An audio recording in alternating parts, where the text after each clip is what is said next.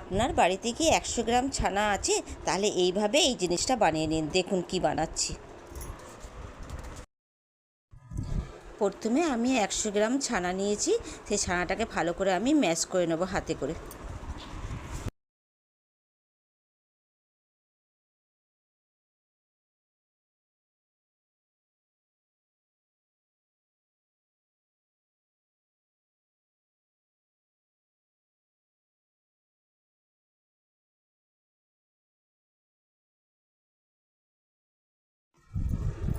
ছানাটা সফট হয়ে গেছে, পাশে রাখলাম। অন্য দিকটায় আমি 1 চামচ ময়দা, 1 চামচ কর্নফ্লাওয়ার দিলাম, আর দিলাম 1 চামচ চিনি। এরপর সামান্য একটু বেকিং পাউডার দিলাম আর 1 চামচ গাওয়া ঘি দিয়ে ভালো করে মিক্সড করে নেব, দিয়ে ছানাটার সাথে মাখিয়ে নেব। এবার সব মাখানো হয়ে গেলে 5 মিনিটের জন্য ঢাকা দিয়ে রাখবো। অন্যদিকে একটা কড়াই চাপিয়েছি, ওর মধ্যে 2 কাপ চিনি দিলাম আর একটা এলাচ ফেটিয়ে দিয়ে দিয়েছি।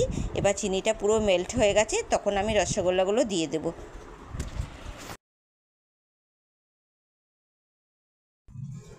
এবার রসগোল্লা যখন ফুটতে থাকবে তখন এইভাবে একটু চামচে করে ঘুরিয়ে ঢাকা দিয়ে দেবো। 5 মিনিট ঢাকা দেবার পর ওর মধ্যে সামান্য একটু ঠান্ডা জল ছড়িয়ে ছড়িয়ে দেবো। আবার 5 মিনিট ঢাকা দিয়ে রাখবো।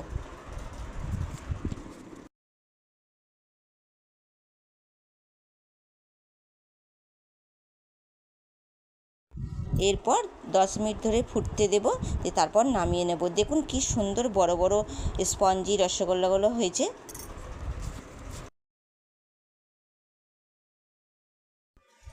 বাড়িতে যদি 100 গ্রাম ছানা থাকে, এইভাবে নরম নরম গরম গরম রসগোল্লা বানিয়ে নিতে। রেসিপিটা ভালো লাগলে আপনারা সেভ করে রাখবেন, শেয়ারও করতে পারেন। আর যদি এরকম রান্না আরও দেখতে চান তা আমাকে ফলো করবেন।